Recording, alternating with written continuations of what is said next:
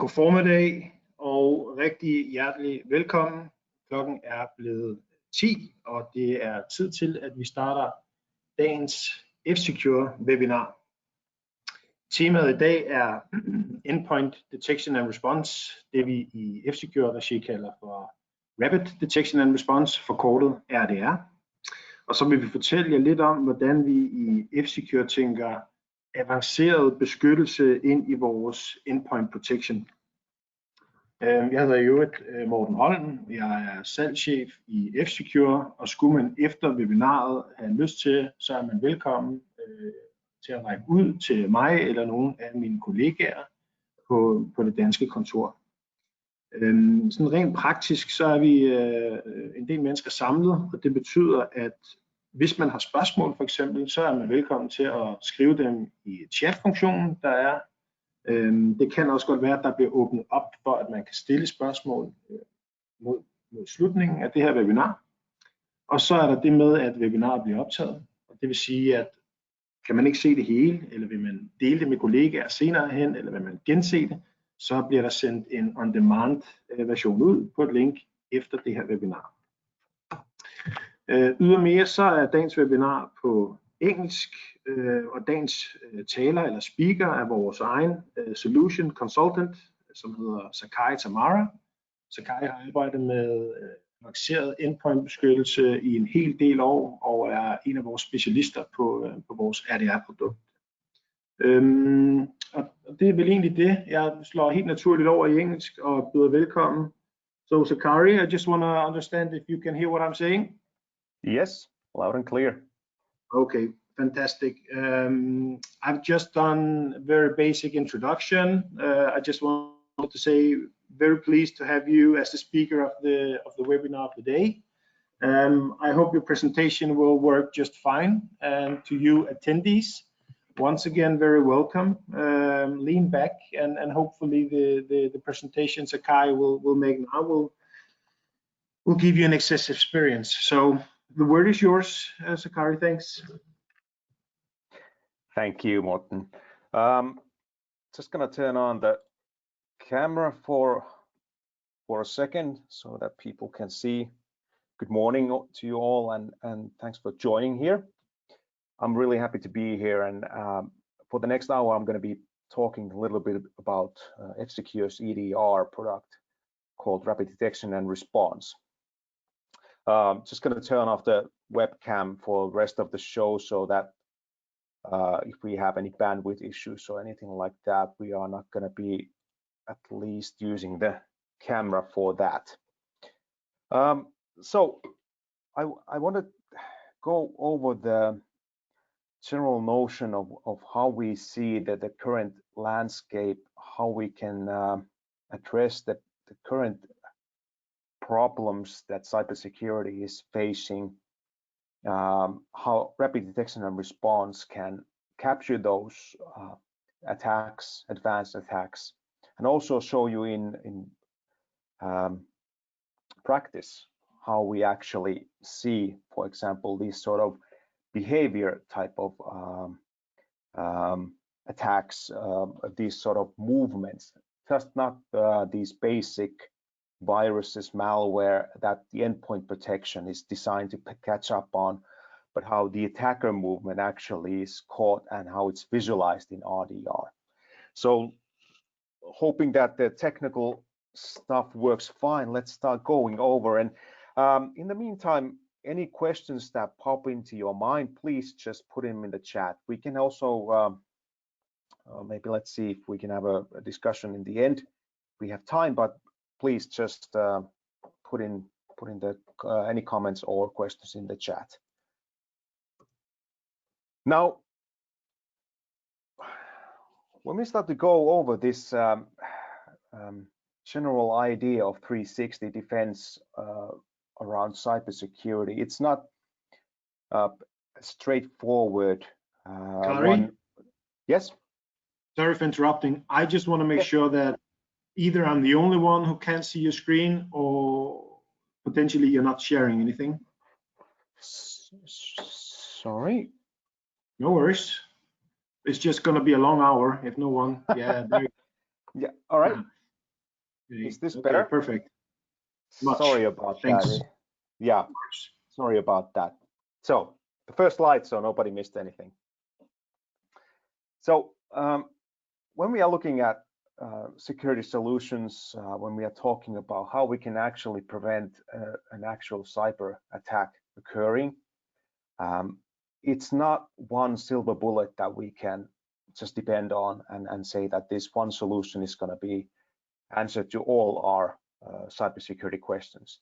It needs to be a layered one, and Gartner has provided cybersecurity professionals this, what we like to call a bit of a washing machine, and this 360 view on predict, prevent, detect, and respond. So prediction goes generally in the idea of vulnerability management and predicting your threat landscape, predicting your surfaces, what sort of highways you are actually providing to the attackers, and you need to be looking at and plugging these holes in advance. But since, especially when we are looking at bigger estates, we are looking at big companies with multiple different networks, sites around the world, vulnerability management needs to be sort of a triage sort of operation, and you need to be plugging the most crucial ones and taking care of the rest when you have time. Prevention is the endpoint security. So when we are talking about the traditional type of viruses and malware, and this is something that we cannot get around. We need to have this in place, and no solution of what's in the market can solely replace this. So this is something that I would like to say that 99% of the automated attacks are captured by when you have an up-to-date endpoint security. But then we come to the post-compromise world, and this is something that you need to always assume that you are under attack. This is something that will give you the most beneficial and healthy way of looking at your own infrastructure, that you are always suspecting that you are under attack. But you cannot catch these guys, you cannot catch the attackers with the traditional preventive measures, the pre-compromise tools, because the attackers have already bypassed the traditional firewalls and endpoint security, using fireless types of attacks, using methodology that's developed, especially bypassing these preventive measures. And then you need to have the capabilities to respond. And this is a twofold type of approach. So you can have the top of the line world-class response tools at your disposal. If you don't know how to use them and how and what to look for, then those tools are in a sense useless. And this is something that we want to provide a better visualization, but also the capabilities for the people using RDR, rapid detection and response, to do the response actions and hunt for these signs of intrusions. Now, threat landscape is something that you need to understand on how the world works behind the internet, and how these cyber criminals actually take advantage of different methodologies. The mass attacks are something that will make the biggest portion of attacks, and this is something that the firewall and your endpoint protection will catch. These are automated in nature. These are done by let's say the less skillful attackers, but nevertheless, if you don't have up-to-date preventive measures in place and firewalls and some sort of capabilities to manage these automated attacks, they can provide quite a bit of harm. But when we go up the pyramid, we will see the advanced threats, we will see the target attacks, and eventually also the nation states. Now, one of the biggest differences between targeted attacks and advanced threats is that advanced threats are usually opportunistic in nature. So you have criminal groups that see openings, especially vulnerabilities inside your system, They scan for them and take advantage of them. Once they are in, basically it's a smash and grab operation, and they will decrypt your hard drives, try to take data that could be valuable, and see afterwards basically what they have at their hands. Targeted attacks are something that take the estate as the target. They will work diligently to find the loopholes, find the vulnerabilities, find the weak players, usually people that are not that aware, but have the capabilities and possibilities with for example, their user rights to grant access to larger portions of the infrastructure. And nation states are problematic in a sense, well, in all sense of the word, because they have the resources and capabilities to conduct large-scale operations, and if they want to get into some infrastructure, they can get in. And the byproduct of nation states operating is that they develop their own tools, and eventually these tools also reach the bottom of this pyramid.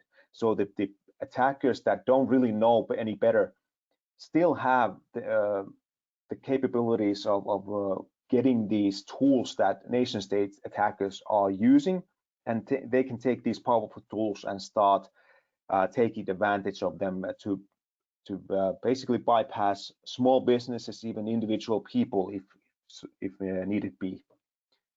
So this is the big picture of it. Now, when we are looking at how these targeted attacks, opportunistic attacks, start to unfold, and this is one of the biggest problems regarding this, is that once they find the vulnerabilities, once the phishing mail has been opened up, it really doesn't take that long to compromise the system. But we are still in a situation where it takes weeks, even months, to find these attacks, discover that this sort of attack is ongoing. And when you, when you start to think about giving a hostile players an opportunity in your network for weeks, what they can achieve there, even an hour is too much. So this is something that we can provide help with, and this is something that we have been doing quite a bit of work so that we can shorten this time to minutes in finding the attackers instead of weeks or months. Now, when we are looking at what we are actually looking for, like I mentioned in the beginning, the endpoint protection, the normal preventive measures, they will catch these known bad actors in your outer rims of the network and your estate. This is something that malware, ransomware, spyware have signatures that are recorded. The variations of these are recorded. The methodology that these bad actors are using is known. So it's easy to catch them. On the other hand, when we have inside your network starting up Notepad, calculator, just a normal PowerPoint presentation, or any of the everyday tools that you are using, we also know that those are normal working programs, normal applications that needed in the day-to-day operations. So those are not a threat.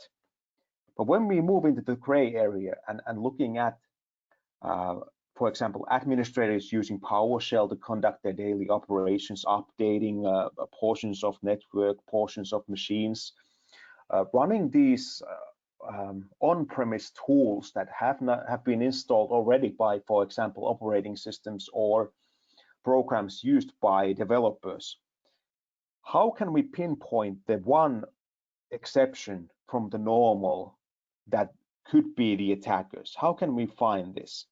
And this is something that the pro context detection comes into play. We need to be looking for behavior. We need to be looking at actions happening before and after a certain type of program. For example, a PowerShell starts. So this is a really difficult job for any any humans to start scouring, for example, SIEM logs or anything like any similar sort of system. You need to have much more precise automation, artificial intelligence, and machine learning in place that has vast capabilities of detecting these. And when we are looking at where can we get this data, where can we get this telemetry regarding the attacker behavior?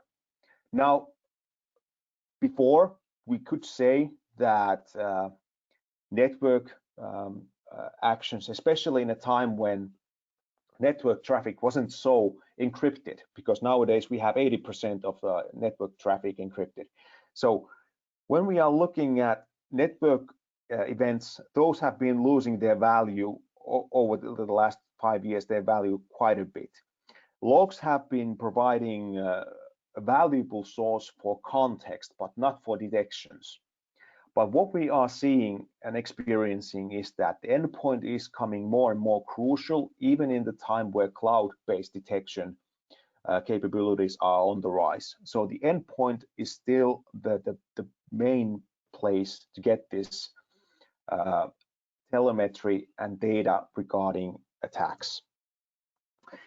And what we need and how we can achieve this is that we actually have self-learning, artificial intelligence, and machine learning looking at these events.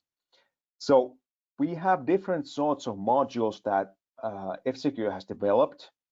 These are something that are looking at basic threats, known events, known methodologies, and we are teaching the system based on new events. So we are always piling on top of the known bad ways, bad methodologies, and teaching the machines new ways that the attackers are using.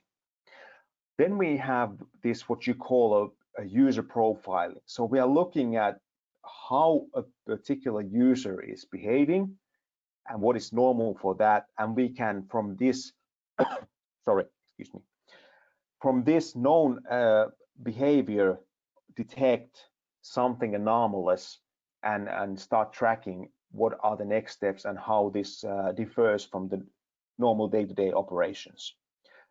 Then we have the data transformation. So the vast amounts of data that we are gathering, it's just not enough to present in clear textual form, but we also need to visualize it somehow, link these different events to each other, and show what events have, for example, given birth to the next one. So this will give the threat hunters, the users of RDR, actually good context on what's actually going on inside their systems. And now the key points of rapid detection and response is the visibility. So we give the users the visibility and the context on what's going on inside their IT environment and what is the security status at that point.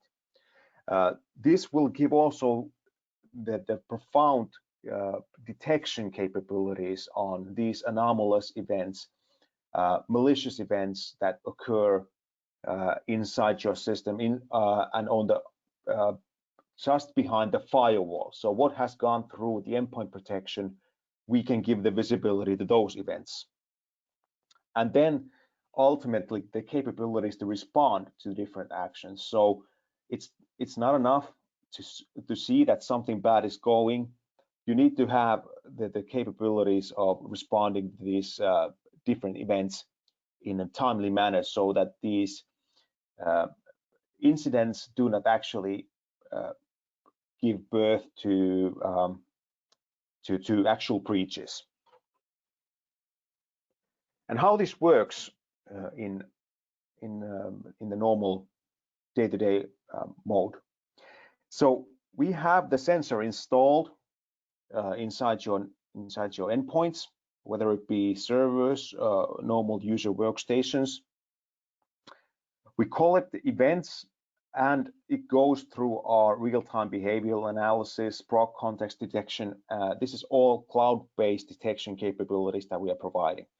So one of the key things here is that in a situation where an attacker might get through, one sign for a good attacker is also that they will automatically start covering their tracks, so that the threat hunters, somebody who is monitoring the environment, won't see these forensic pieces of evidence that would alert to attack being ongoing. So when we transfer this data to the cloud, the attackers also immediately lose the capabilities of covering their tracks. When something is detected, we automatically give this give the visibility in the portal, which I'm going to show you in a second. On top of this, we will also give you guidance on how to respond to these different events. There's capabilities also to automate certain responses in a situation where you are, for example, not providing any support, or you are not taking care of these. So you can do some automation that, for example, isolation is something that is done to certain machines outside of office hours. And there's always the possibility to raise these different events that you have, for example, not the first-hand knowledge on how to handle, or you suspect a certain event is malicious, but you're not sure, and you can always elevate it to us, and we will confirm it and give you guidance on what to do. Just to give you kind of a picture and some context on how much we actually collect this data, and why it's so hard and impossible actually for any human to start going through the raw data that we are gathering. So in a situation where we have 325 sensors transmitting data to us, we are collecting approximately 500 million events out of those sensors. Now, once the real-time behavioral analysis has been done, there are still 225,000 events left. And out of those, we still need to do the proc context detection. So we filter it down even more through AI and machine learning. And after those, we get 24 events. And from those 24 detections that the machine has done, the human starts to go through those. And out of those were 7 real confirmed threats. So this is just to give a bit context on how much of the data is analyzed and what is actually a real threat. So this is from an actual customer that we have, and to provide you the understanding on what's going on in the background. So just to put in a few words, what are the feature highlights that we are providing with RDR? The proc context detection is F-Secure's own developed this sort of capability to detect these events from large amounts of data. So we are looking at not just point-like events like a virus or malware. These are, of course, we have the big data to support this. So in a situation where an attacker would get through and it would start to plant the malware, if the malware would not be picked up by endpoint protection at that point, the proc context detection also picks up these sorts of events. But more importantly, in a situation where you have an attacker inside the system and is laying low, basically, and just looking at how things are going and moving really carefully throughout the system, the behavior of this attacker is something that we follow. And this is how we can catch these players, these attackers that don't really make any noise inside the system. The incident management, so that we will give you advice and the capabilities to start managing incidents right away. And this is the key thing, is that when you have the knowledge on what's going on at an early phase, you will not have a full-blown breach at your hands, but maybe a single endpoint that has been compromised. And this will give you the capabilities of handling these things early on and prioritize in a situation where you would have maybe a bigger group of attackers coming in. So all these different detection capabilities and response capabilities are there to provide the incident management so that nothing gets out of hand. If you don't have that much knowledge on cybersecurity attacks or don't have that much experience on battling attackers, you still have the advice that we are giving you automatically regarding certain types of events. So when we see something, for example, just a PowerShell popping up and you have an obfuscated command line and it's downloading, for example, something from an unknown IP address, we have automated advice on that, and it will give you the context also that what could be going on in this sort of situation. And if it feels like this is a bit too much, you need some reassurance and you need more people looking at it, you can always elevate this to us. So when you elevate something to F-Secure, you will basically have all of F-Secure at your back. So not just the guys doing the response actions, but also our labs. So where we do investigations regarding new threats, new viruses, malware, methodologies, all of this is at your disposal in this sort of situation. And this is something that in a situation where you push the button and invite us to take part in this, we will start working alongside of you right away and start helping you out on what's going on and how to handle the situation. One key thing is also that you need to have the application visibility of what's going on inside your estate. So what sort of applications are starting up, what have been using, and this is a key feature when you start talking about shadow IT, for example. So you have your own sanctioned software available, but if there is some software applications starting up that haven't been sanctioned, and you see, for example, a Tor client coming up in certain host, you have the capability to addressing this situation right away. So this also gives you the possibility of seeing what sort of usage and what sort of behavior, what you might call a normal behavior inside your network is occurring. So not just attacks, but you have the capability to address certain types of behavior that, for example, your administrators are doing, using certain tools or accessing certain parts of a network in a way that it is not safe. And this is something that gives you the tools and have the ability to have the discussion beforehand, before these actually provide the way for the attackers to gain access in. But you can actually have a good conversation inside your own team or company or whatever, and plug the holes just by utilizing correct processes in place. You have a centralized place where you can access all of the endpoints, depending whether it be a Windows workstation, Mac computer. Also now we have the Linux client available. So you can manage all of these in central place inside one portal and access these, look at what's going on, and you don't have to hop onto different screens, hop onto different clients, customer portals, and so on. So everything is visualized in one place.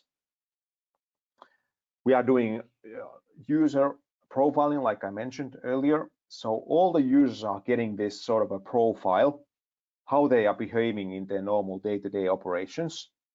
And this is something that will help us detect the anomalies, the threat actors inside the network quite fast when they start to do, for example, elevating their rights, creating users, moving laterally, whatever threat, these sort of attack tactics these users would be using.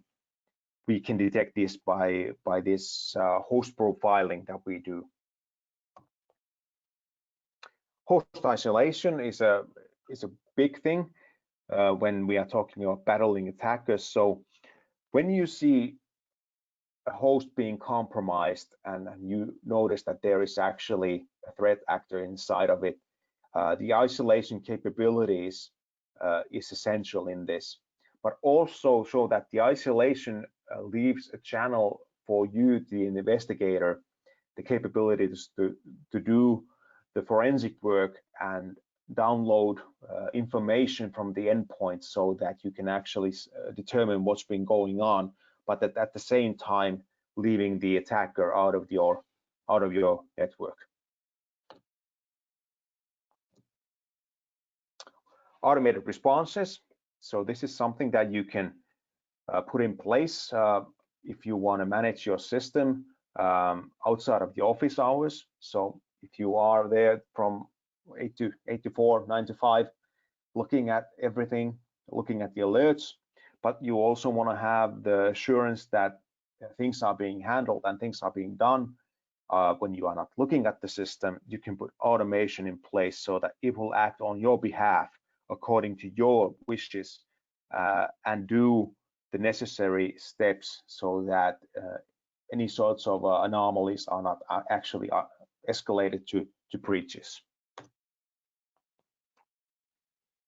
We support integrations. So if you have systems in place that you want to transmit this data to, for example, a CM system, we support that. And also, for example, a ticketing system. All of these are operating on REST API. So if you have a system that's utilizing REST API, we are supporting that. And I just put it up a few things that we have now in place in the Q3, what we have done and achieved. So like I mentioned, the Linux sensor is now available. You have the ability to collect the forensic data, so you can download a package of all the necessary information right away from a host automatically. Citrix and virtualized environments are now supported also. So these are quite a big things when regarding how much Linux systems, especially on the server side, are being utilized today. But now I want to show a bit on the portal side and what sort of detections we are making there. So I wanted to run something here in a virtual machine and at the actual attack simulation and how that is visualized inside the portal. So these are tools that you can also utilize if you want. ATP Simulator is something that is available in GitHub. Just a word of caution that please do not ever run this in a production environment, but put up a virtual machine that doesn't have access to the production environment, because the lateral movements, the different methods that this script uses will probably alert the security department quite fast, and you will get calls that what's going on. These are not viruses or malware that are being used here, but it is something that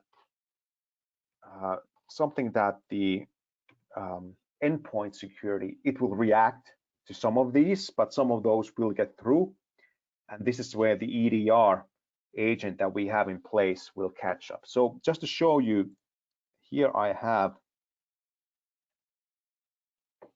the EDR agent up and running.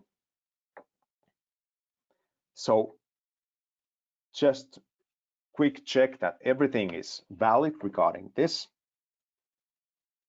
And now sorry, running this. People that are familiar or remember the old DOS days, and that you can see the graphics here are quite nostalgic in that sense. But let's put the test running here, and it will start to creating these different sorts of attacks and methods. And at the same time, when it's running, I'm going to show you here in my own environment what's happening. So here I have my endpoint going in the company that I have. You can see here the profile that I have now is known about 70%. So this is up and running here. Let's see if any of these detections are yet popping up. I'm getting, as you can see, the endpoint protection here is Windows Defender is reacting to these. Let these run here in the background. I'm just going to show you. Yeah, it's giving out alerts all the time. Let's see if we are getting.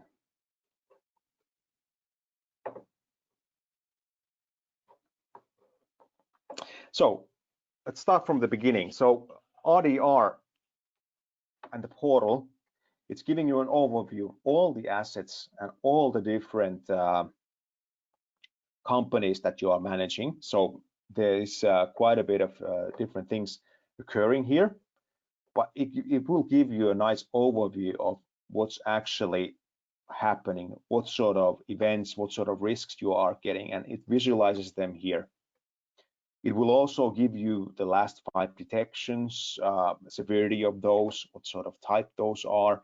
So as you can see here, the detections also are categorized here in quite detail. So if it's related to reconnaissance activities, if the attacker is doing things that they're trying to find out what's going on inside the network, what sort of information they are trying to get from the environment, and so on. Here we can see that this user has tried to do credential theft, changing security operations, making command channel network connections, and so on. So all of these are listed here, but we are also visualizing the applications which are in use. So again, this is quite self-explanatory what sort of events are going on here, but everything is listed. We are also giving out here where we are seeing the top destinations where attacks are coming from. So United States is quite well presented here, and this is something that is a global statistics that we are getting from our honeypots throughout the world, and also the statistics that our customers are experiencing. So this is an overview of that situation. And then we have the operating systems that are currently operated by these companies that are managed here in this portal. Now, detection wise, let's see. All right, I'm popping up here. So my host is here, and we are already seeing high level detections regarding reconnaissance, privilege escalation, and now you can see this is sorry about the view, but as you can see how much I'm running here, what sort of tests, this is also to visualize and show you how all of this are linking together. Now, usually in a situation where you have an attack happening, it is not like this, that you have one event, command X, and it's procreating dozens of events in this sense. usually it's going on like this, so that something follows up on the next one, it expands and so on. But to show you just what sort of things we can see here is that we are showing the command line here, what's going on here. We are showing all of this, and it will give you the visibility to this situation. It will give you the bigger context of what's actually, what are these events that are following each other and how they link and what should be done next. So all of these are now linked together, but let's see if we can take another event. I'm going to go here and let's see if there's a bit more straightforward event going on. Let's see how this is displayed. All right, here we have a bit more straightforward. So now we have an Explorer exe starting up Windward. And again, from this, you can see that the Windward is now starting up PowerShell. Now, this is suspicious right off the bat when we have Windward starting up PowerShell. This is something not normal behavior. And we can see that from this PowerShell, it's running hidden, it's bypassing, this execution is bypassing, and it's not showing what it's doing. And now it's actually starting to run reconnaissance operations. So who am I? So it's starting to look at who is this user that it's currently occupying. So this is how it links these different events together and showing what's going on in this one occurrence. Let's go back here. Let's start looking at a bit what we are producing here.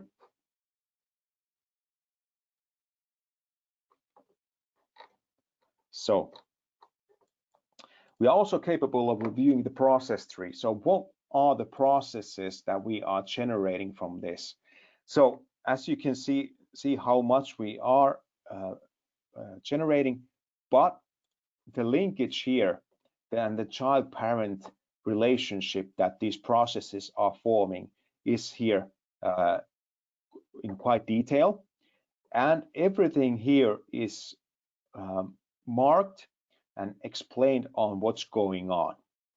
We also have the capability of seeing log files if there is something related to this.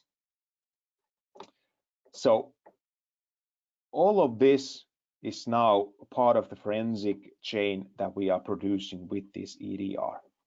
Now, as you can see here on the left, you can mark this as a new event. You can mark this as you are, if you are working on this, that you acknowledge this event happening. You can give it more definition on what's going on, and also here you can mark it as unconfirmed or confirmed or as a false positive. This is also something that if you mark something false positive 3 times, it can be whitelisted automatically here. So if you have, for example, a program or a tool that you're using, but it always pops up, so there's some sort of signature or some sort of behavior from that program that mimics a malicious event, but it is not malicious really in normal usage. So you can mark that as a false positive, and then it will be whitelisted if you want. You can inform users if there are, for example, multiple users experiencing this particular event. You can inform them that what's going on, what you're going to do, and so on. You can isolate all the hosts related with this particular event. So this will give you a way to centrally manage all these different endpoints at the same time. So if it's a situation where you have a single threat actor or a criminal group that is trying to take advantage of several endpoints at the same time, you can start to address all of these issues at once and gain gain the control over your system right away. Scan hosts, what's going on there, and also collect the forensic packages that you need. So this will download all the information from that particular endpoint, and also the possibility to elevate if you have uncertainty questions regarding certain types of events right away. We are seeing what company is now affected. So this is my demo environment and my demo machine that has been affected by this. And if there have been identical detections or similar type of detections in the past regarding this threat, so you have automatically context on if there's something new or something that has been experienced quite a bit in your own company. Response walkthrough. So we are looking now at a high risk event. This is something that the risk is initially giving a score from 1 to 100, but it can change throughout when you start to look at and investigate it. So if there is other occurrences, or if it's a false positive, then it is changed this risk score. But it is also that you are giving kind of like a response walkthrough, what to do next, what sort of actions you should start doing, what sort of events you should be looking at, and how you should start doing the investigations. So all of this, as you can see, is given automatically in this window, and it will make your life easier when you start to do the response actions on this and start doing the investigations. So you will now have context on what's going on actually, what should be done. Also links to the MITRE attack framework. So if you have a certain type of utilization of a technique, you can go automatically to MITRE and see at, for example, at what phase of the attack chain is this used? Is this a reconnaissance actions really, or is this something done more at the kill chain? So it will give you also the timeline, so to speak, that when have you caught this attacker doing these different things. So all of this is visualized in this window. The asset management for this, so all the companies that you could be managing here, all the hosts are available here. Subscriptions of RDR, how many of those are actually covered. The automated response capabilities. So I already kind of explained on what's the point here. So if you are providing this service, if you are looking at your endpoints on normal office hours, for example, you have the capability to start doing also a bit more in the background, so that you don't have to worry that if, for example, a certain type of criteria has been bypassed, you can automatically isolate those hosts, so that an occurrence that could be happening on Christmas Eve is taken care of right away, and you don't have to worry about it. And when you come back in, you can see that, okay, this has been done, or you get a call from example, a co-worker inside your company and saying that his endpoint has been isolated, and you can do the investigations when you're capable of doing it. So this is something that you can add rules to specific endpoints, specific companies, and so on. So it will give you the resolution and the capabilities of doing this, even though you're not at the keyboard. Downloads, all of the different clients are available here, so you can just download them from here and install. Then reporting, so you can also form new reports at any time you want, but you can also form automated reports regarding your systems that you have in place. And let's see if there is a meaningful report. Let's see if there's anything. These are from a demo environment, so usually these are not that elaborate and not so much have been ongoing, but just to give you a bit of a idea and what sort of events, what sort of information is available here. So statistics on events, detections, it's all broken down here regarding the broad context detections, normal detections, false positives, and so on. So as I suspected, there isn't really that much in this, since this is a demo environment. But if you have a full-fledged system in use, you have multiple endpoints that you're using this in, it's these reports will give you on daily basis, for example, a graphical way also, so you have pie charts and different ways so that it's actually visualized for easy reading, what's going on, what has been detected, and how it has been handled. And you can form these different reports any way you like, and it's all is available here for you to download, or you can automatically get these sent to your email address to, or basically anybody you want to send this to. Settings regarding this, how this is used, nothing too fancy there, but also all the manuals, change logs. So here's what you also can see, what sort of new features we are getting throughout each iteration of this RDR, the community. So if you want to have a discussion with other users of RDR, you can automatically gain access through here.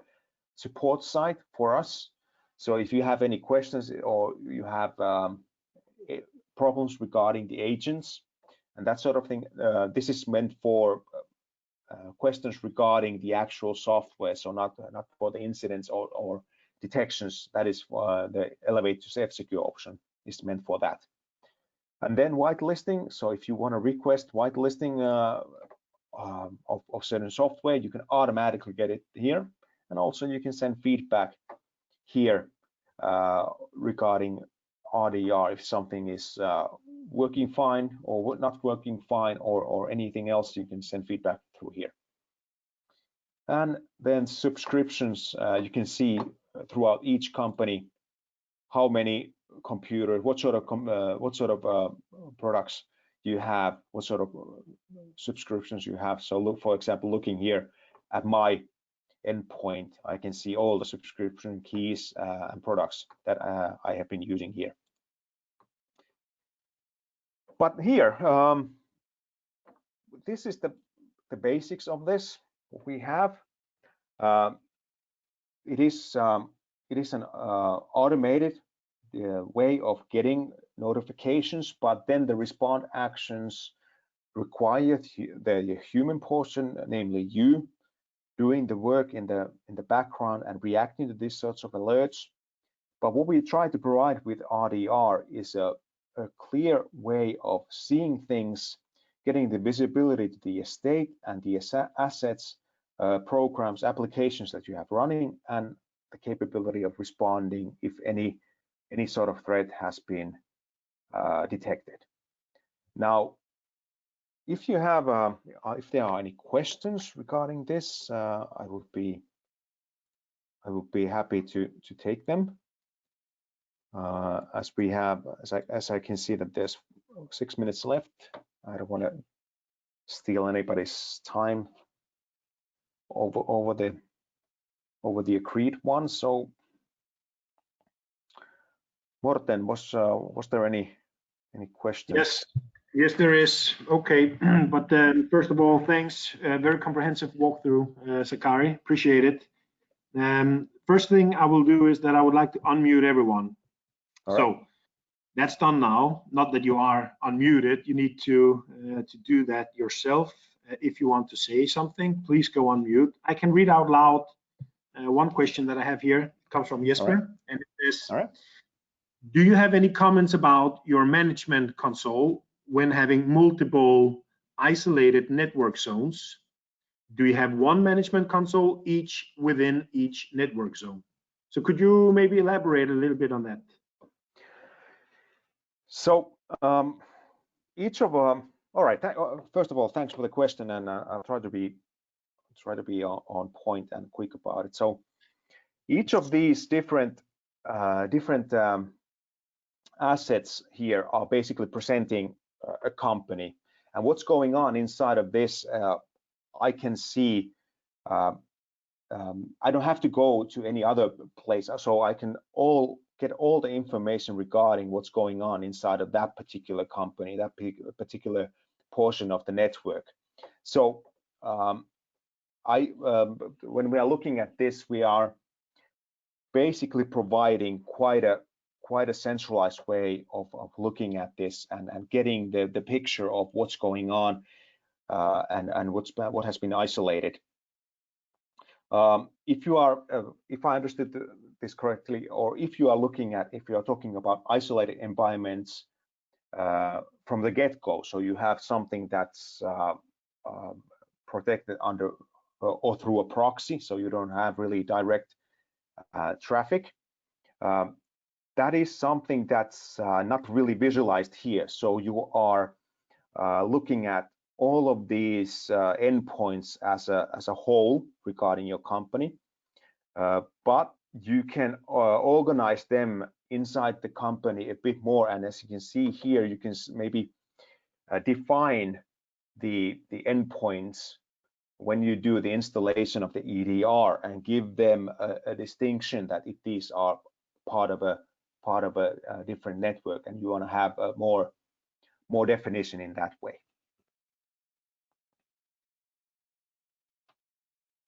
Okay, thanks, Sakari. And Jens, feel free to shout out loud if you want any further elaboration, or if this satisfies.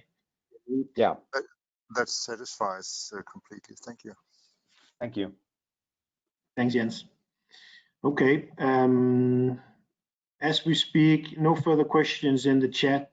So let me just give you, let's say, 20 seconds, 30 seconds. Do you have any questions? Please unmute.